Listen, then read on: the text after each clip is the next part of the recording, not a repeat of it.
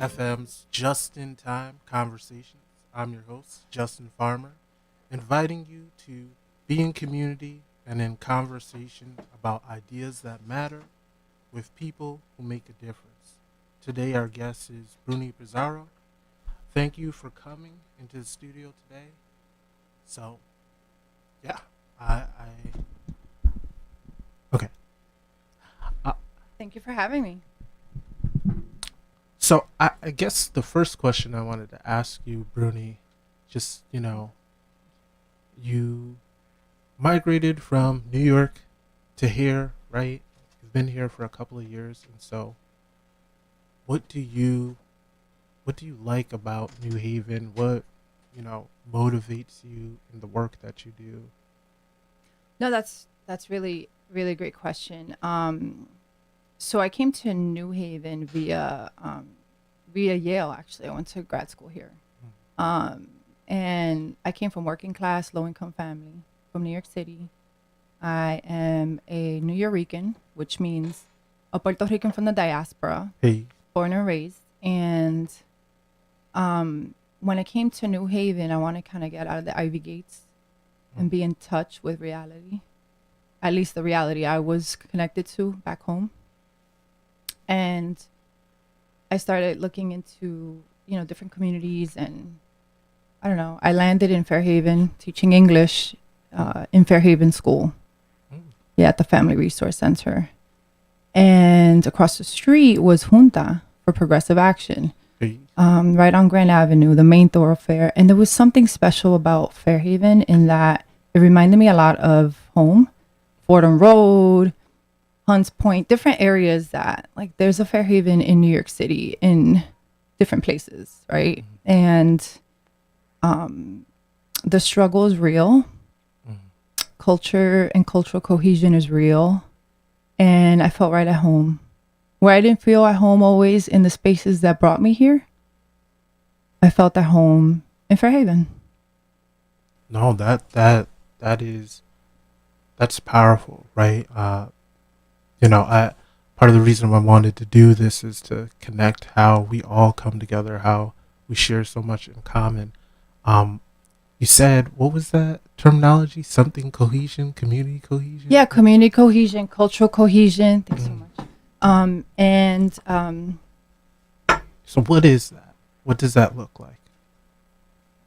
so the way I see it is a place of belonging, a place that you feel connected, a place where you're not seen as an outsider or foreigner, a place that you feel like right at home, a place that accepts you for who you are, a place that you could speak Spanish, English for me in the case of being from the diaspora, Spanish, English, or repping the Spanglish, that is a live reality that should be affirmed, accepted, and embraced. And so I think that the beautiful part of ethnic enclaves like Fairhaven, that is predominantly Latinx or predominantly a community of color, is that there is cultural cohesion there. You see it, it's like oozing with vibrancy.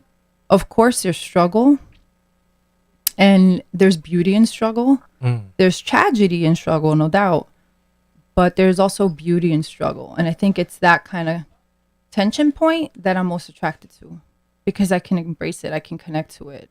I'm from that in many ways. No, that is beautiful for sure. So you're the executive director at Junta, right? Yes. And so, what is Junta? How Mhm. does it work? Absolutely. So, Junta for Progressive Action Hey, is a nonprofit right in the heart of the main thoroughfare of Fairhaven, which is Grand Avenue. It's if y'all pass the sort of 1850 Italian style villa. mm, It's a house that is brown, right on in front of Fairhaven School, not far from Seatown. hey, Yeah, it's a beautiful place where we take care of our people. So in many respects of the community, many respects, what we do is we offer social services, crisis management. We have a team, a wonderful team of caring crisis managers or case managers, but really at this moment in the pandemic, crises with the ES at the end, managers who help folks navigate through the treacherous bureaucratic systems, whether they're facing barriers because of language, because of status, because they don't feel at home. We try to, in some respects, love our community, and we show our love to the community. When folks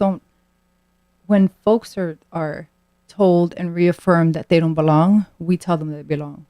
We connect with them in a way that in a language that is easily digestible to them. It's a code in some respects. I don't know if it's a code of the streets necessarily, but it's the code, and it can be, because we have to connect, and it's that connectivity that makes Junta so special. And we were founded in 1969 by community organizers, Puerto Rican community organizers, about 12 of them. Who? Is that apostles? No, yeah,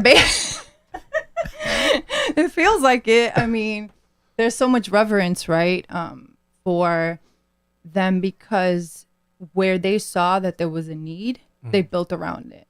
And there's the founding of Junta. The founders were very grassroots. There was nothing polished and like uber professional about that. When I say professionalism, I mean sometimes with professionalism, it's devoid of feeling. You coming out the outfit? No, I'm not.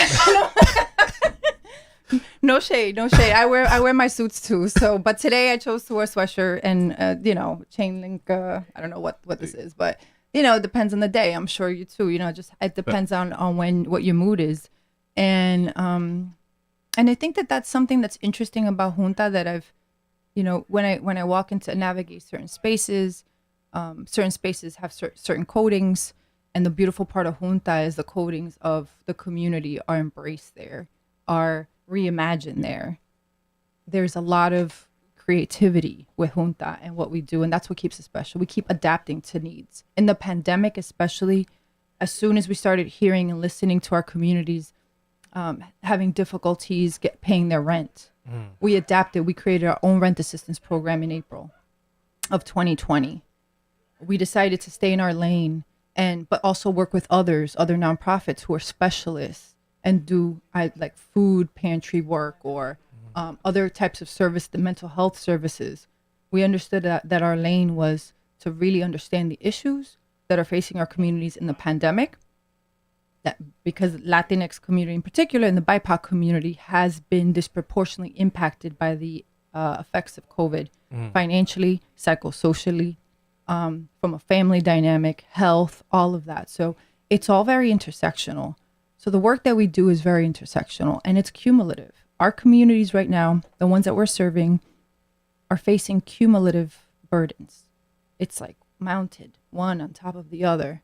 So we try to lift off a little bit off. Every day that goes by, we try to lift a little bit of the burden in the community, because our crises managers are, I would say, street therapists in many respects. When I say street therapists, I mean they're very qualified, but they're the ones that people come to. They're not necessarily psychiatrists or, but it's people that they've known.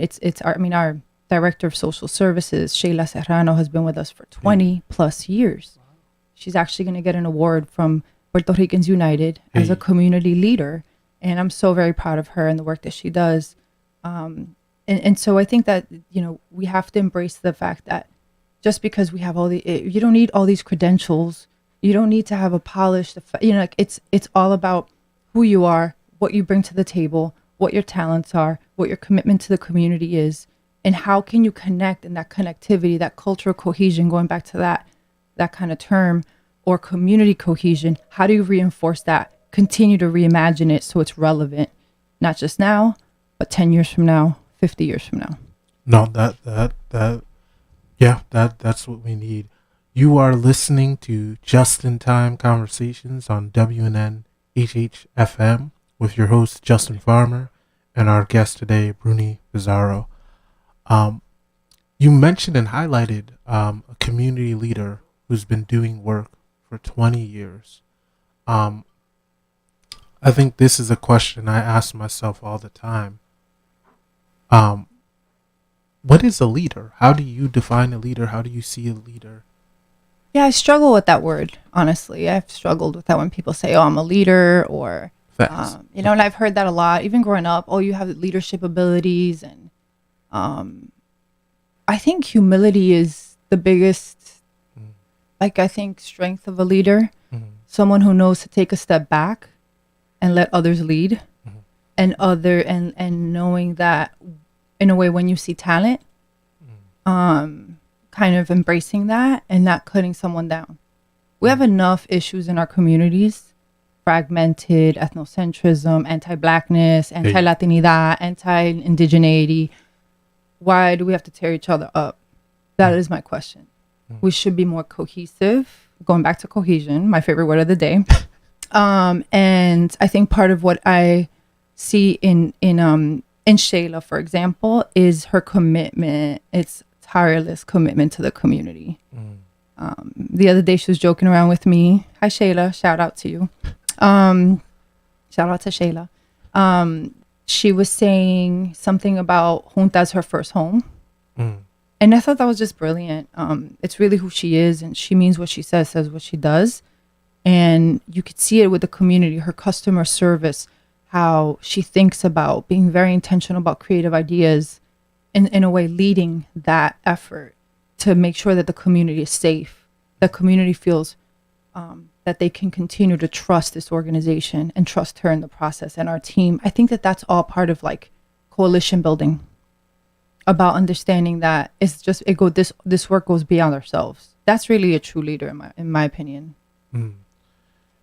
What as we talk about leaders, tons of people come to mind. Tons of my idols come to mind. Um, what are some idols? Who are some leaders? Who are some people that you think of that you're like, oh, this person really touched my life? Well, I mean, it started from, I would say, my pops. He Mm. passed away December, but yeah, he really, thank you. He was a tenant organizer, Hey. and I think my landlord, when I used to, my landlord growing up in a rent control apartment in New York City was burning garbage on the roof. Oh. So he had an incinerator in the 80s, and was burning garbage. And then there was like no heat, no hot water, all those things. So he decided to co-lead the charge of being a tenant organizer. And it was on a micro scale. So it wasn't like citywide or anything, but it was just like the building. They went on a 6-month rent strike. Wow. It was really interesting. We lived in a hotel for a few months. And it was just like a really interesting experience to see, that this is where I came from, and my father and that's when I started understanding race relations. My father is was a Afro-Indigenous Puerto Rican man who never like denied his blackness, his dark skin, his melanin. Mm. And he would always tell me, even as a child, when I would go with him getting petitions, signatures from folks that didn't even speak Spanish, English, they were speaking either Korean or another language, but we understood each other, and we understood that there was an issue in the building that was causing harm. Public health, environment, all of that. So he was, as I always say, he was an environmental justice advocate and a public health Facts. advocate, even though he didn't know it. He wasn't terming that, like he didn't have that language for deeming himself that way. All he cared about was protecting his daughter's health. Hey. And so, and his family's health. So he would go with me knocking on these doors in the building. 6:00 at night, he'd be like, keep your dollar bill on. That meant my Catholic school uniform that was like a putrid green color. And it looked like a dollar bill, like legit. And I was like, oh, here we go. I was like, well, Pops, why do I have to do this? Like, why do I have to keep this uniform on? I'm like, I'm over it, right? And I just want to do my homework. He's like, we got to go knocking on doors with your uniform on because they're not going to open the door to a dark-skinned man like me at 7 o'clock at night. And I was like, but why not? And I didn't understand it, the racialized aspects of all of this. And so I helped him out. I was like, okay, I'll be your prop. A dark-skinned man with a child with a uniform on, people will open the door usually. And they did. And we collected signatures, and I understood what that meant. I understood it was the gravity of what that meant was super interesting. And it stayed with me for a long time.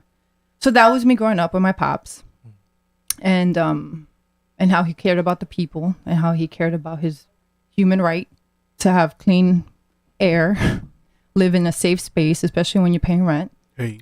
and protect others in the process, not just himself, right? Everybody wins when you work together, when you organize together, right? When you collectively connect together, regardless of race, class, even ethnicity, language. Facts. I mean, he went beyond. The tenants organization, they went beyond, like the barriers of language wasn't even there because everyone knew that that thing up there in the roof was bad, that people weren't getting heat and hot water when it's super cold in the winter. So during the winter months. So that's one person that I look up to. I also look up to most recently, I would say the chief executive, really, of the New Haven Health Department, the director, Maritza Bond. I think she has done such an amazing job of leading the public health initiatives in the city. And I'm so very proud of her as a Latina, as someone who came from Fairhaven. I can attest to the work. I mean, we've partnered, her and her team have partnered with Junta on many initiatives, and it's just been so successful. Hey. So we've been doing that since last year during the COVID pandemic, and I've seen her dance salsa on the streets with the mayor. I mean, from that to making something that is so tragic like the pandemic into something that it can be so cultural and community centric. And for that, I look up to that. I look up to creative ways, really not shying away from our own cultural codings, which she doesn't do. She actually embraces it to lead the charge on how to best, adapt in this era, how to be inclusive of certain communities of color that sometimes have been, I don't know, I would say not shunned, but maybe excluded from the sort of narrative, the discourse, right? It can be, not as easily digestible for folks to connect to public health information, right? And so I think with her team, that her team at the New Haven Health Department has really strived to really bring that kind of scientific information, public health information in a way that you can easily package it, let it be digestible for different ethnic groups to grasp and understand and make it their own. It's been very successful. I look up to that a lot. I'm very inspired. No, that I'm sure it's a question I want to know, so I'm sure the people want to know. So they were both dancing. Oh yeah. Oh, I was there with them. I was like, yep, that was last summer around August. It was a little warm, but we had a nice turnout right in Seatown. There was a pop-up and I was floored. I've never seen that. And I think that's the beauty of New Haven, is being able to connect with a mayor so close. Like people can actually walk up to a mayor and talk to them, or the director of public health, or a councilman like yourself. I mean, that's really cool. I didn't have that privilege in New York growing up, so it felt so far away and so distant. So I think the scale of New Haven lends to it. Also the commitment of, the mayor, of Director Bond, of yourself to the communities you serve is really impressive. Yeah, no, it's also an exercise every time I go to a grocery store. It's like that pothole fam. Like, let me get your ear. I'm like, fam, I just need to get peas, right? So I guess with that, right, you talked about community, you talked about cohesion, and so Junta has been in New Haven since the 70s. Has Fairhaven stayed similar as a community? Has it changed? What does that look like to you? Absolutely. So it's interesting because the process of migration, or sort of the great exodus of Puerto Ricans, was in the 50s, though my family came in the 40s. It started in the 40s. So it was, a lot of, there was certain policies that were in place in Puerto Rico that moved folks, displaced folks from smallholder farmers, and displaced smallholder farmers, and we sort of had them migrate into cities, even in Puerto Rico. And from there was a lure to come to the mainland or stateside. New York City was a major destination spot. But then there's also New Haven, Hartford. There was seasonal farming that was also, where Puerto Ricans were contracted to do that work on a seasonal basis. Tobacco, all of that. So that was like kind of the first wave of Puerto Ricans or Latinos that came to New Haven specifically.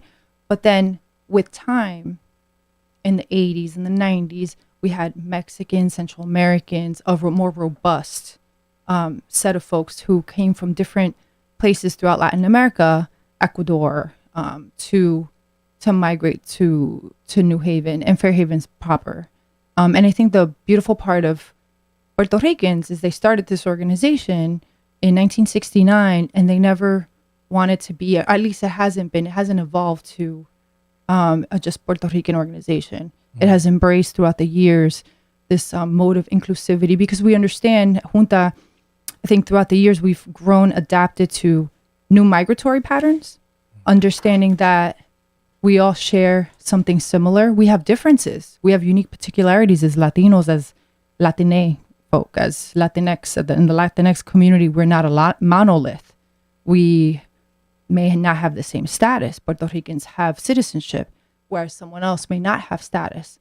A Puerto Rican might not speak English or Spanish. They may speak Spanglish, right? They may be third generation. So all these, really, it's not even confounding, but it does complicate the situation. So it's not very reductive. It's not a one-way thing. It's not just you check the box and you're Latinx. Some folk check the box Black and Latinx. Some folk check the box white. Some folk check the box multiracial, other. So I think that this is all very, and some may be more conservative than others. Some voted for Trump. Some voted, they're really hella progressive. Some don't vote at all. You know what I mean? So it's just like a complex but beautiful community. And I think Junta does a really good job of embracing everyone. And if you're not Latinx and you need services, come on down, because we're here for you. We are listening to Just in Time Conversation with WNHH FM with your host Justin Farmer and our guest today, Bruni Pizarro, talking about the diaspora. Everything that you just shared, right? My family is from Jamaica. Ton of migrant farmers. Shout out to the farmers.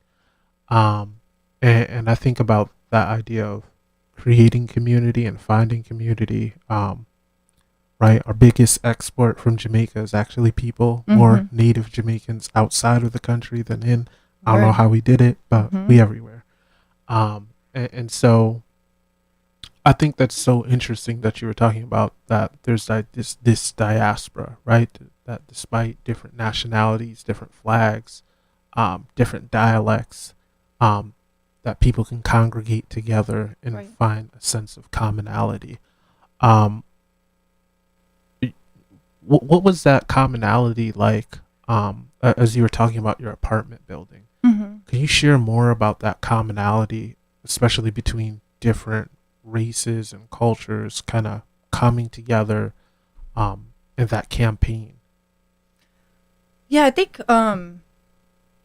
I think I'm gonna go back if I may on my own how I identify. I mean, I identify as a diasporican, so a Puerto Rican from the diaspora. I identify as a New Yorican.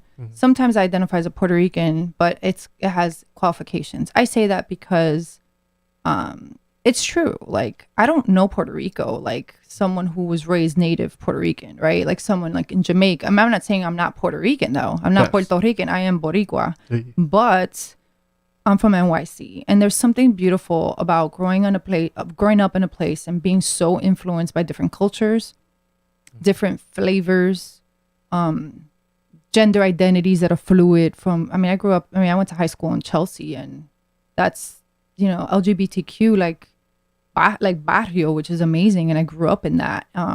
Went to school in that and connected with folks in those communities, and so, I think because New York City is such a walkable city and it's so random, you can you grow up really connecting dots and being, having understanding a street code that maybe other places it doesn't afford that kind of sensibility. So I think that that's what made it easier for my pops and other organizing folk in that building to just say, hey, we have a common enemy here who is actually impacting, doesn't care about our health and our well-being here, and is illegally burning garbage. What is that doing to our health? And I think people had an understanding, whether you speak English, Spanish, or you just, you can communicate in a different way and say, look, we're on the same team. And I think that was a really amazing moment for me. And I think it helped me. Later on, I became a student organizer at Yale School of the Environment, because I started seeing, not only me, but other students as well, started seeing that we're graduating folk that are not understanding that racism is real, that in the pedagogical framework, the discourse that's taught, that environment seems so devoid of people of color or other ethnicities or other frames of knowing, that's not really being taught to us. It's just one very sterile way of looking at theory and, I don't know, pedagogy of the oppressed. Basically, yeah. And like, where's that in the curriculum? So, I think that there wasn't as much pragmatic sensibilities, and I think that they're doing a better job now that the students have organized, and I help kind of facilitate a lot of that as a student organizer in my master's program, which is labor, and it's free labor. And I should have been in a position where, I go to school like anyone else, study and, write papers and stuff. I was doing that and organizing. My pops was working, taking care of a daughter and organizing, and that was free labor. And so I think that that's important, no doubt, to stand up for your rights. But, at the end of the day, it also has to be valued, because that's after work time. That's time that you could be with your family. That's time that you could be taking care of yourself. And I think that that's why I appreciate organizers. That's why I appreciate the founding of Junta, started by organizers. Yes, we do basic needs. We're not organizing right now. We're advocating, though. We're advocating on a one-on-one level. When we have that conversation, sometimes that is part of the beginnings of what can be. Just advocating on a one-on-one level. And that's what our crisis management team is doing. Is like, hey, you got a notice to quit? Oh, wait a minute. Let me tell you, this is how it works. We're advocating for you. This is, don't think you got to leave your apartment just yet. There's a process. Let me walk you through that. That's advocacy. It depends on how people, define organizing. There's different definitions, but I think it starts with that conversation, letting folks know, hear your rights, and making sure that they understand that you're there for them. I think that's what Junta does best. So at this point, we've evolved in the pandemic to be hardcore basic needs, working with folks to make sure they stay in the house, they have food on their table, they understand the letters that they're getting from the government or from other places, from the landlord, just literally translation. And sometimes I gotta get I get a thing in English, and I have a master's degree. I need translations in English. Facts. But I can read a bill, right? Can read.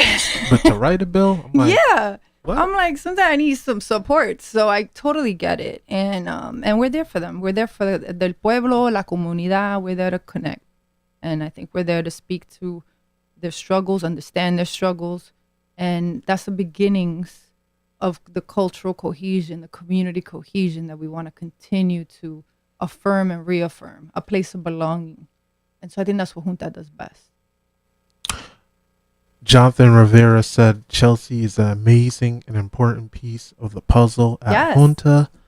And he said to keep up the great work. Oh my God. So y'all are giving me life today. Thank you. So we've talked about tenants, right? Tenants, right? We talked about evictions, and I know there is another scare around, the wave of evictions that will be hitting us. And so, how do people connect with Junta? How do people connect with y'all? How does that work? Are y'all open? Right? Yeah. No, those are great questions. I had to make a very difficult decision early on to close our physical doors at Junta, but keep sort of a social services operations going, inspired by telehealth. So we do have phone and video conversations. Sometimes we have a hybrid situation where we open up our doors on Fridays by appointment only to give out diapers. But it's all kind of at a distance, and that's kind of the saddest part in this era. We do this for a lot of reasons. We do this because our building is not, and I say the Junta house, being that it's from 1850 and it doesn't have great ventilation, it just would be not a great, more optimal place to have many people indoors. We purchased a tent so that we can have programming outdoors in the warmer months, which kind of gives us 6 months of being more in person. In the winter months, it becomes prohibitively difficult to be able to do that. It's a little bit slower, but we're still, supporting folks where we can. And it's a hybrid model now, more so than anything. And there are limitations, but we're still, meeting our numbers and making sure that we continue to do outreach and connect with folks. And when they call us, we try our best to answer their call and support them as best we can. But it is in a hybrid. We're in a hybrid model now. That's how we're operating, and it's not ideal for me, but it helps keep our very small staff safe, and it helps continue to prevent Junta from being a super spreader. Really, that's what we don't want. No, that makes sense. Again, you are listening to Just in Time Conversations on WNHH FM. Their host, Justin Farmer, and our guest, Bruni Pizarro, sharing with us how we can connect with Junta. I know, I think we've all seen in the news and have seen the reports about evictions and seen people really struggling and trying to find their way. So I think organizations like you at Junta that do the work of building community, one of my favorite quotes, right, and I'm paraphrasing, right, so anybody don't come at me that I didn't get it 1,000, right. Dr. King said, right, like if you can't be a tree, be a bush, right. If you can't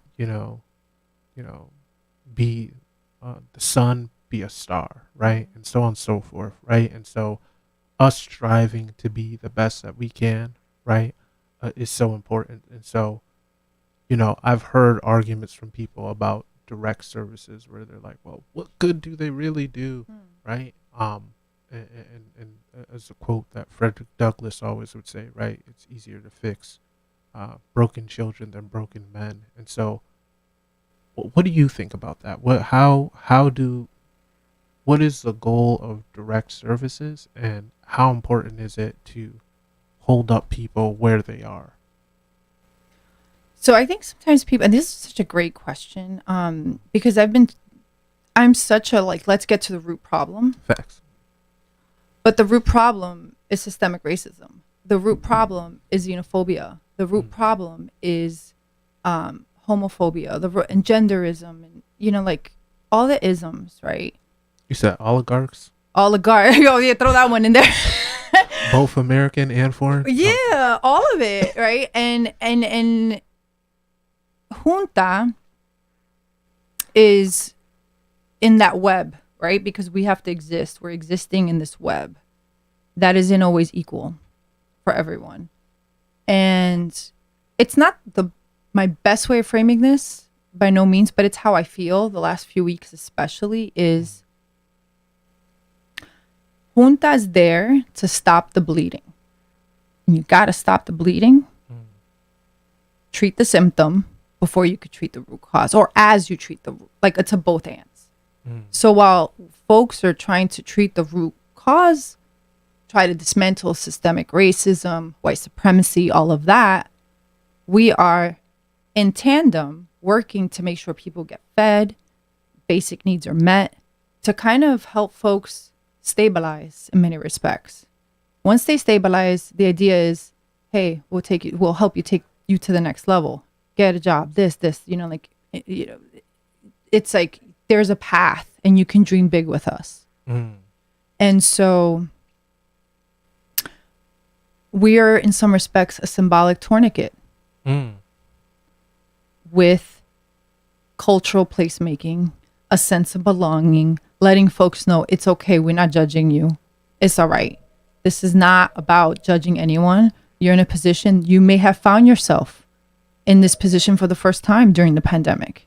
You might have been, have a homeowner and, you can't pay the mortgage, and that's okay. We can help support as much as we can. We do have a rent assistance program called Fondo Pa Pagar la Renta. Translation. The pay rent fund. Okay. And we've been at this since April 2020. And it's a junta-based program. It's a small program. We don't have a lot of, it's finite resources. We have a pot, and we're trying of funds that we help fundraise through GoFundMe, through philanthropic organizations like United Way. Yale contributed to this this fund, 4CT, all these other amazing funders. Shout out to y'all. Y'all make this happen. Community Foundation also. Hey. So, little by little, we're trying to, bring as much funds as we can for this rent assistance program. And that offsets the Unite CT program and any other programs that folks can apply to. Now, I know that the Unite CT program, as it stands now, is on pause for new applications, which is there's ripple effects, and it's a little scary now. But I hope that the little that we can do at Junta, I say little because it's not an enormous amount of resources, but we try our best to make sure that we give out these resources to those that need it most, who are struggling with evictions, who have COVID-related evictions, who have children, intergenerational households, so that there can be the most impact, if you will. So it's a tough situation now, but the pandemic definitely has its ripple effects in our communities. No. So, and if anybody wants to donate, Hey. You can reach us at juntainc.org. If anyone needs supports, you may not be Latinx. It's okay. Don't worry. We got you. We're here to serve the people. Our number is 203-787-0191. We appreciate y'all. Hey. As we near our end, any last thoughts, comments, concerns? I think I wish that I think I hope for a community that nurtures each other, that's like non-judgmental. I'm Facts. hoping for like less ethnocentrism and more cohesion. Going back to that word cohesion, less fractured identities and sharing of ideas, less tearing you down, or pettiness. More, hey, let's work together, let's build. You have that resource, I have this resource. This ain't about me, it's about the community. I'm hoping for a world that's more like that. Until we see that world, thank you for joining us today on the Just in Time conversation on WNHH FM. Thank you to our amazing guest, Bruni Pizarro. Safe travels, and until next time, this is Justin Farmer. We are planting the seeds of change so we can grow together. Thank you, Justin. Appreciate it. Right in time.